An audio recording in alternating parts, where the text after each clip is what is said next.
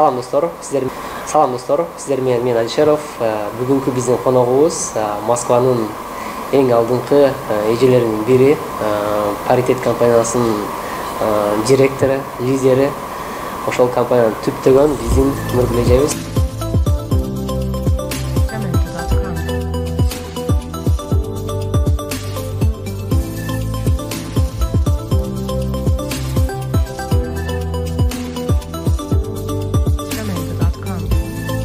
Урматтуу достор, алдыда ипотека квартира боюнча сөздөр болот.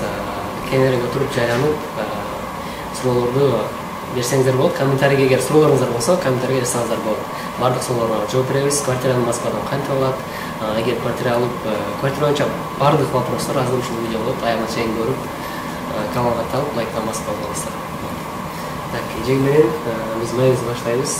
Эжени мен уже Москвада 4-5 жылдан бери десем болот, мен сиздин атыңызды угуп жүрөм. Паритет деп Москвада, ким Москвада жашаса, уже Москвадагы биздин жердештерибиз, мекендештерибиз Москвада билет. Что такое паритет? Сиздин атыңызды уже паритет деп эле көпчүлүгү билет, Москвада билебиз. Анан өзүңүз жөнүндө кыскача маалымат берип кетсеңиз, кайсыл жактан болосуз, кантип бул бизнеске кирип калдыңыз? Ошол жакта. Кандайсың? Абдан кубанычтамын. Негизи эле ошол Москва чөйрөсүндө мен ошол паритет бренд болуп калдым деп айтам. Себеби кээ бирде чалуулар паритет эже деп дагы чалуулар болгон. Ошондуктан Нургүл дегенде кайсы Нургүл деп ошо паритет деп дешет да. Бул атка уже көрүп калдым. Мен өзүм негизи Алайдын кызы болом. Түйүм Алайдан Ош шаарында төрөлүп, Ош шаарында окуп, Ош шаарында чоң болгом да. Азыр ошо акыркы 20 жыл Москва шаарында жашайм. Үйлөрүм менен ошо Москваны багындырып жүрөбүз. Негизи кандай болуп мен ушул сферага келип калдым деп айтсам, мен эң биринчи эле Москвага келгенде биздин мигранттар иштеген ар бир жумушту мен иштеп өттүм да. Эң биринчи жумушка киргенде мен повар холодного цеха болуп жумушка киргем. Андан кийин кондитерский отделинде иштедим, официант болуп иштедим, уборщица болуп иштедим. Перекресток магазинде, молочный отделде продавец болуп иштедим, обувной магазинде продавец болуп иштедим. Айтор 2 жылдын ичинде көп профессия алмаштырдым. Официант болдум, менеджер по продажам болдум. Ушинтип негизи мен мындай риэлтор деген специальность бар экенин даже билген да эмесмин, чындыгын айтканда. Ушул Москва шаарынан квартирабызды алмаштырыш керек болуп калды. Өзүбүз квартира алмаштырып издеп баштаганда абдан көп кыйынчылыкка туш келдим. 2 фирма алдап кеттим, акчабызды алып, ошентип алданып калганбыз. Ал мезгилде мисалы зарплатабыз 12.000-14.000 рубль болчу да.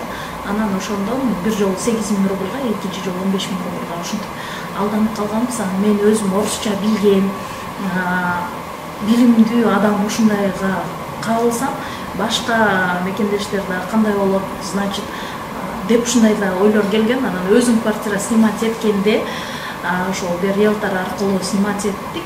Аны менен жакшы достошуп калып, ал мезгилде телефон деле андай деле мындай анда-санда болчу, интернет вообще жок болчу. Өзүбүздүн туугандардын туугандарына, чогуу иштегендерге, алардын тааныштарына уже баягы биз квартира снимать эттик дегенде мага кайрылып башташты.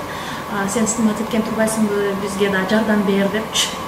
Ошентип мен почти 1 жыл бекер иштегенмин да. Азыр ойлоп көрсөм, бул менин специальностьима, менин жумушума кандайдыр бир вклад болгон экен да. 1 жыл мен ошо тааныштарга, туугандарга алар менен убактын кетирип, чогуу барып, квартирасын көрүп, ал жакпаса башка квартираны көрүп, ушинтип аренда менен иштеп баштаганбыз да. Бирок ошондо 1 жыл мен вообще бир тыйын акча албай, бесплатно ушинтип барып, көрүп, тандашып, алышып жүргөнмүн да. Андан кийин мен башка жумушка кирип калдым, менеджер по продажам болуп жумушка кирип калганда мен убактым кенен болуп калды. Саат 10дон 5ке чейин иштечүмүн, анан интернет доступ бар болчу да офисте. 6-ды 5тен кийин бош болгонумдуктан кечки мезгилде бош болуп убактым көп. Ошондо анан тааныштарга ушинтип квартира маселесин өзүм издеп баштадым. Өзүм издеп, өзүм чогуу барып, ушинтип мындай жардам берейли деген максаттан башталганда, андан кийин уже биздин менин телефон чалуума монтип жооп берип башташты. Жардам берсең нормальный жардам бербейсиңби деп. Болбосо акча албайм, болбосочу. Акча албайм, жөн эле барып көрсөтөм, шерик болуп, документациясын текшерип, ушинтип анан сен тигилерге жардам бере турбайсыңбы? Квартира алган жардам берет экенсиң, жардам берсең нормальный эле жардам берди деп ушундай уже доорунуп башташты, телефонум ушинтип рекламный болуп калды да. Ушинтип анан келип калгам да ушул чөйрөгө. Азыркы учурда сиз кыргыздардан уже көпчүлүк кыргыздарга уже квартира бердиңиз да, биз угуп эле жүрөбүз. Менин өзүмдүн эле тааныштарым сизден квартира алыптыр, анан бардыгы сизди макташты да. Ушул азыркы учурда канча адамга квартира бердиңиз? Азыркы учурда мен арендага снимать эткенимди эми аны 20 миңден ашык адамга аренда менен снимать этип бердик. Азыркы биздин кардарларыбыз көбү келет. 6 жыл мурун сизден квартира снимать эткенбиз, 5 жыл мурун снимать эткенбиз, эми квартира алабыз деп келген кардарлар. Ипотека менен ошо Москвадан квартира сатып алуу менен иштегениме 6 жыл болуп атат. 6 жылдын ичинде кече жакында эле жайында мен эсептеп чыктым, 3 миңден ашык адам үйлүү болушту да Москва шаарында биз аркылуу. Москва, Московская областтан үйдүн ээси болуп сатып алышты. Ошондо биздин кыргыз мекендештер канча миллионго квартира сатып алышат? Средний чек биздин сатып алган үйлөрдүн средний чеги 6 миллиондон 12 миллионго чейин. Бул деген Москва, Московская областта арзан, Москвада кымбатыраак, Московская областта арзаныраак. То есть балдары 3-4 балдары барлар көбүнчө мына Люберцы жактан, Балашиха жактан, Видный жактан, Химки жактан, Мытищи жактан кем 3-4 комната сатып алган мекендештер. Азыркы учурда сизден квартира алып келип ипотека алыш үчүн канча сумма акча керек? Кыргыз берип жаранды. Азыр мындай да, мисалы үчүн акча маселеси ар бир кишинин историясына зависит этет. Мисалы үчүн кээ биркиси официально иштейт, кээ биркиси официально иштебейт, кээ биркисинде первый взносу бар, кээ биркисинде первый взносу жок, кээ биркиси 6-7 миллионго Московская областтан алат, кээ биркиси 12-15 миллионго Москванын өзүнөн алат. То есть ошондуктан бизде ценовая политика кардарга карата. То есть жумуш оор болсо көбүрөөк акча болот, жумуш жеңилирээк болсо анда азыраак болот. То есть средний мен ойлойт элем, мисалы акча маселесинде көбү айтат кымбат деп айтышат. На самом деле Москвада арзан нерсе жок. Анан менин командамда ушул жергиликтүү бул жерден орустар специалисттер менен кошо иштешем да. То есть высококвалифицированный юристтер, мисалы бир эле квартираны бир юрист текшерсе, бул юристке айтпай дагы экинчи юрист бар да, ал бунун жумушун текшерет. То есть ушундай двойной проверка кылып туруп документтерге ушундай мамиле кылам да. Анан квартираны арендага алыш үчүн эле мисалы Москвадан 50 000 рубль болсо, первый последний месяц анан агентствого төлөгөндөн 150 000 рубль акча кетет да. Орто баасында бизде квартира сатып алуу үчүн 300-350 000 рубль это вот орто ценовая политика деп айтсам болот.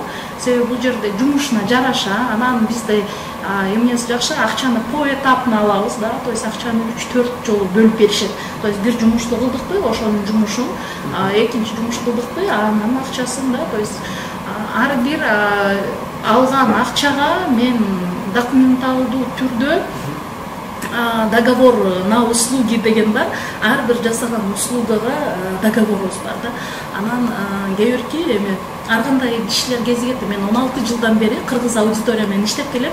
Негизи мен ойлойм, кыргыз ишкерлер, кыргыз аудитория менен иштеген ишкерлер абдан мындай нестандартный ситуацияларга көп кабылабыз да. Ошондуктан көбүнчө мен договорлор орус тилинде мен түшүнбөй калдым дегендерге мен эми Россияда мыйзамга кыргыз тилинде мындай кат түрүндө жазган бул өтпөйт, бирок бизге өтөт да, өзүбүзгөчү өз ара. Ошондуктан отургузуп алып мен кыргызча да жаздырып алам. Мен паланча момунча акча берип атам, ал момундай кылган жумушка депчи, чтобы кийин соңку жүзүбүз жарык болуп жумушту аягына чейин алып барганга. Анан бир эле кардарга мен мисалы үчүн мындай токтолбойм да. Ушул кардар мен билем, бир кардардын аркасында 10 кардар бар да. 10 кардардын аркасында 100 кардар бар. Ошондуктан мен 16 жылдан бери ошол кардардын артынан кардар алып келе турган стратегия менен иштейм да. Жакшы экен. Эже дагы бир киши келип сизден квартира алып, ал квартира 12 миллион турат. Допустим, анын жарымын төлөдү, 6 миллион төлөдү. ал срочно Кыргызстанга кетиш керек болуп калды. Ал квартираны сизге кайра келип сатам дей турган болсо или акчасын чыгарып мен кетишим керек десе, ага кандай жолдор бар? Азыр ушундай сонун убакыт болуп атат. Мына мен 6 жылдан бери ипотека менен иштеп атам деп атпаймынбы? 6 жыл мурунку алган кардарыбыздын үйлөрүн азыр сатууга койсок, мисалы, квартира 2 эсе пайда алып келет да. Мисалы, 6 жыл мурун ошо Третий кольцонун тегерегинде 2 комнат квартираны 6 миллион 700, 6 миллион 500 ушундай бага сатып алганбызда, азыр ошол квартиранын баасы 12 миллион, 11 миллион ушундай да. Ошондуктан азыр ипотеканын сонун ыңгайлуу шарттары бар. Эгер срочно кетем дей турган болсоңор, бизге кайрылсаңыздар болот. Биз квартираны сатканга дагы жардам беребиз. Себеби аудиториябыз көп, алуучулар көп и эмени кредитти досрочно жапса болот. То есть банктан уруксат алып сатканга банк уруксат берет, заявление жазабыз, биз ушул квартираны сатабыз деп. Ошол квартираны сатканда банк кредитти алып калат, ашкан акчаны силерге кайтарып берет да. То есть ушундай. Азыр менин эле практикамда айтсам, эң пайда көргөн кардарыбыз 7 миллион кардар көрдү 3 жылдын ичинде. 3 жыл мурун квартира алган, биз аны саттык, жайында разницасы 7 миллион болду. Эң аз пайда көргөн кардарыбыз 3 миллион пайда көрдү. То есть кыймылсыз мүлк баягы жылдан жылга баасы өсөт да, ошондуктан бул жерде вообще маселе жок. Дагы мындай суроолор келген да магачы. Айткан, эгер Мытышы жактан или дагы бир алысыраак жактан, Подмосково жактан үй алып, ал адам калат, чтобы Москвага жакыныраак жактан квартирасын алмаштырган. Ошондой кандай жолдор бар? Аны дагы ошол квартираны сатабыз. Сатканда уже разницасы бар да, даже былтыркы менен быйылкынын разницасы бар да, 1,5-2 миллион. Ошол эле акчаны первый взноско кааласа иштетип Москвадан алып алганга болот. То есть бул жерде ипотеканын условиялары, шарттары жакшы. Любой момент сатсам болот, любой момент досрочно частичный погашение кылса болот, досрочно полный погашение кылса болот. Эже дагы менде мындай суроо бар да. Квартира 12 миллион турат, 10 миллион турат, например. Ал 10 миллионду 6 жылга или 10 жылга төлөш керек. Бул биздин мекендешибиздин шарты 3 жылдан кийин болуп калды. 12 миллион акчасы бар или 10 миллион акчасы бар. Ага чейин балким 4 миллион жапты.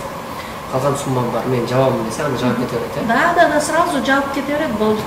Азыр биздин менин статистикам боюнча, азыр биздин алдыңкы кардарларыбыз уже ипотекадан кутулган кардарларыбыз бар. То есть 20 жылга, 15 жылга, 30 жылга деп алганы менен, мисалы, средний убакыт 7-8 жыл экен да. 7-8 жылда ипотекаларын жаап атат да. 3 жылда жапкан кардарсы бар. Бир эле мисалы айтсам болот, жалгыз бой аял, 2 баласы бар. 3 жыл мурун биз Алтуфьёдан бир комнат квартира алганбыз. Ипотекага 7 миллион 200 алганбыз. Азыр ал квартиранын баасы 14 миллион. Бирок уже ипотекасы мына 4,5 жылда 80 миң зарплата алат, квартираны коет. Ошону менен уже 400 миң, 500 миң калды деп мага кече жакында айтты да. То есть жалгыз бой аял деле балдарын бакканча квартирасын төлөгөнчө эле уже ипотекасынан кутулуп атат да. Дагы азыркы учурда Кыргызстандан Москвага көпчүлүгү келип, сразу квартира алгандар болуп атат. Кыргызстандан Москвага келип, ушундай семьясы менен көчүп келип, бул жактан квартира алган ушулар болуп атат. Сизде мындай ушулар болуп атабы? Азыр не то что семьясы эмес, азыр мисалы Кыргызстанда кыймылсыз мүлк анчалык көп пайда алып келбегенин Москвага салыштырмалуу. Негизи Кыргызстандагы квартираларын, контейнерлерин сатып, бул жерден квартира алып, ал жерге квартирантты коюп кеткен мекендештер көп, э? Дагы же мындай бир суроо. Бир квартирага мен, например, квартира сатып алдым сизден. Мен баштан акча чейин квартирага келгенче канча убакыт өтөт, например? Менин акчам даяр. Акчаңар даяр болсо, мындай да, жана мен айткандай, негизи акча поэтапно алынып, эң биринчи тоскоолдук бизде банктан акча алуу, одобрение алууду, решение банк, ушул паланчага мен акча берем деген решенияны чыгартуу ар кандай да, жанагындай ар кишинин историясы ар кандай. Эң прям российский паспорт болуп идеальный болсо, менде практикада 4 күндө одобрение чыккан. 4 күндө. Кыргыз паспорттарга, мисалы, азыр тилекке каршы бул ситуацияга жараша кыргыз паспорттор даже 1 жылда одобрение ала албай жүргөндөр бар. То есть это индивидуально бар. Сааты чыгат деп койгон ниет мен ушунтайм да, сааты чыккан адамдын ниетине жараша ушундай эле жумуш кете берет. Кээ биркилерине эрте чыгат, кээ биркилерине кеч чыгат, по-разному. То есть банктан биздин алуубузга карай бул биринчи этап. Банктан ипотека, кредит решение алуу. Экинчи этап бул квартира издөө. Кээ бирки кардарым бар, кардарлар 2-3 квартира көрүп ошонун бирөөсүн тандайт да, все, аны менен биз 1 айдын ичинде чыксак болот. А кээ бирки кардарларыбыз бар, банк бизге 90 күн убакыт берет. Ошол 90 күндүн ичинде да квартира тандабайбыз. Кийин дагы 90 күнгө узартабыз. Да, то есть андан ошондой сделкага чыгабыз. То есть кардарыбыз ар кандай мен мындай кылып туруп айтсам болот. Менин лично өзүмдүн практикамда эң короткий срок 1 ай болду. 1 айдын ичинде одобрение да алдык, квартираны да ключун алдык. Эң узак кардарыбыз 2 жылда алган кардарым. То есть это уже индивидуально кетет. 1 айдын ичинде буюрса квартирага жакшы ниет кылып кирсе болот экен, э, анда. Да, эгерде мындай уже мындай буйрукка жараша да, а так бизден мисалы менин кызыкчылыгым сизге үйдү тез алып берүү да. Себеби дегенде мен сизге качан квартира алып берсем, ошондо мен пайда көрүп акча иштейм. Эгер мен квартира алып бербесем, соответственно мен иштебейм. Ошондуктан менин кызыкчылыгым кээде силердин кызыкчылыгыңардан дагы эмерээк болот. Алдыраак турат да. То есть мен атайын созууп жүргөн максат жок да. То есть канча тез үй алсаңар, ошончо тез мен өзүм акчамды иштеген акымды мен алам да. То есть менин мотивациям күчтүүрөөк десем болот да. Банкка квартира алыш үчүн силер постоянно доход керек. Ал документтерди өзүңүз түзүп бересизби или кандай кылат? Эми бул жерде ар кандай ситуациялар болуп калат да. Мисалы үчүн көп кардарларыбыз бар, хотя бы 10 000 рубль болсо дагы официальный доходу бар да. Мисалы зарплатага биздикилер эми 80 000 алса, 80 000 белый зарплата албайт да. Кезге деле жолугушат. В основном 10 000, 15 000, 20 000 деп жазып коюшат да. Бирок ошол бизге плюс болот. Эмнеге дегенде, жана МОСРУ деген сайтта бизде налоговый номерибиз бар да, ИНН. Ошонун ичинен отчисление кетет деген уже белый информация бар да. Бул киши менен бизге иштеш оңойраак, чем вообще отчислениясы жок адамга караганда. Анан мисалы азыр самозанятый деген бар. Самозанятыйдын дагы отчислениясы эсептелет да. Булар менен иштеш жеңилирээк. А эгер вообще неофициально иштеген болсо, анда ошол бизде банкта өзүнүн программалары бар.